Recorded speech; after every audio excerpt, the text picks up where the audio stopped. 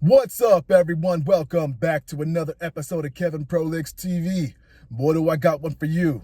Check this out. Here we got a story kind of involves some body horror and a little bit of mystery. Well, here we go. I found a disturbing Darkweb video series, and the star of the show looks exactly like me. This happened almost a month ago, but it's only as of today that I had the wherewithal to start writing it all down. I want to share what happened to me as part vent and part precautionary tale, so I hope you understand why I'm keeping the details vague. I'm 21 and about to graduate college. Since sophomore year, I've worked a part-time job as a barista at a coffee shop. Up until a week ago, it was a great gig. I was well paid, got free pastries, and many of my coworkers became close friends of mine. One of said coworkers is relevant to the story, and to protect her privacy, let's refer to her as Lydia. Every once in a while, I will get hit on by a patron, but it never escalated beyond a few, sometimes creepy comments. I had previously never felt unsafe at my workplace, especially with my coworkers and regulars around. That changed about a month ago when this whole ordeal began. It was around 4 in the afternoon.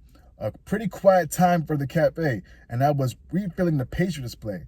All of a sudden, Lydia comes up to me and says, "Hey, that guy at table 10 has been staring at you for a really long time. Do you know each other?" I looked at the corner of the table and instantly saw the patron in question. He wasn't a regular, and he was a lot older than our usual clientele, but probably in his late 50s. He had large, light blue eyes and thick, worm-like lips. I expected him to look away after I spotted him, or maybe to give me a suggestive wink and a smile. The patron did neither. Not only did he continue staring at me, but he did so with an expression of pure shock on his face. He looked as though he'd seen a ghost.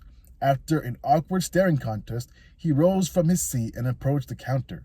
Before I could do my usual spiel, "How was your drink, sir? Can I help you out with anything else today?" The man said, "Angelica?" "That's not my name. Sorry." "Oh, right. It's only a stage name then." His voice was soft and high-pitched, as if atrophied. I had no clue what he was talking about and told him as much, albeit in more polite terms.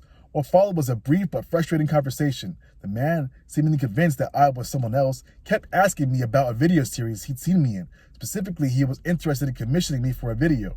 By the way, he danced around the exact content of said videos. I had a feeling he was alluding to pornography. At one point, he mentioned the name of what I presumed to be the platform he was watching on these videos. I obviously won't give the exact name here, but for the purposes of this account, I'll pseudonymize it as Doves. After some more back and forth, I was starting to think that this guy wasn't completely all right in the head. It would explain his insistence and his general strange demeanor. However, just as I was about to ask him to leave, the man suddenly went quiet, sighing as though collecting himself. A moment later, he gave me a wink. I remember his eyelids audibly click as they opened and shut. "You don't have to be nervous," he told me. "I'm a fan of yours. Look." He then took his phone out of his pocket, spent a minute searching for something, and then held the phone out to me. I don't know what exactly got me to look, out of sheer curiosity, I guess, but I took the phone from his hands to look at the image he pulled up. On the greasy screen was a photo of a young woman in an empty white room. The lighting was harsh and flat, lending an uncanny effect to an already bizarre composition. The woman stood close enough to the camera, and you could only see her body from the waist up. She held her arm out toward the camera, showing out what seemed to be a puncture wound on her forearm, and there was large bruise encircling the area. The wound itself was clearly infected, caked with old blood and pus. I looked up from the arm to her face, and despite the strange lighting, I was shocked by how much it looked like my own. She had my eye color and shape, my nose, my jaw, even my freckles. I dropped the phone onto the counter with a gasp, and the man scrambled to pick it up. "What the fuck is that? Where did you get that photo?" I shouted, losing all pretense of nonchalance. The cafe went quiet, customers looking over at us, and a few of my coworkers stepping closer to me. Seeing this, the man scowled and began muttering under his breath. Only caught a few words, "uppity bitch," and "good money," among them. He exited the shop in a huff, leaving an untouched cup of coffee on the corner table. After he left, I took a 15-minute break in the room to compose myself. The photograph of the woman burned in my mind's eye. Miss Angelica seriously could have been my long-lost identical twin. I pulled out my phone and did a preliminary search for Doves, the website, at least I assumed it was a website, that the man had mentioned, but I saw something that looked like a content-sharing platform. I resolved to do more thorough investigation once I returned home and had access to a computer. I made it through the rest of my evening without further incident. I worked the closing shift that day, 2 to 10 at night, and when I last my coworkers and I finished it all and our closing task, I put on my coat and stepped out of the building. The moment I felt the cold air on my face, the thought of walking 2 blocks to my car made me sick with fear. Lydia walked me to my car, which I greatly appreciated. She's a good head shorter than me, but she carries, so I felt a hell of a lot safer braving the dark beside her.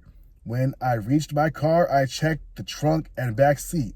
After assuring myself that there was no one waiting for me inside, I bade my friend good night and we parted ways. I had plenty of time to reflect during my 30-minute drive home. Embarrassing as it is to admit, I was a former pageant kid. I competed for most of my childhood, at the behest of my former beauty pageant mother. As a teenager, my mom tried to get me into modeling. It never went anywhere, but the amount of times my parents made me sit through digitals gave me long-term scolophobia. To this day, I don't have any public social media as a result. I think anyone would be disturbed if a stranger confronted them in a way my customer did. But my background made the experience impossible to shrug off. I needed to figure out who the hell this Angelica woman was, even if I knew I might not like what I discovered. I got back to my apartment around 10:30 at night, and the first thing I did was grab a drink, hoping it could soothe my anxiety. Unfortunately, the alcohol seemed to have the complete opposite effect. Never before have I regretted living alone so much. The fact that I lived on the first floor of the apartment building, usually a great convenience, also seemed at that moment to be a point of vulnerability. I checked that all of my doors and windows were locked before setting into my desk and to begin my research. When clicking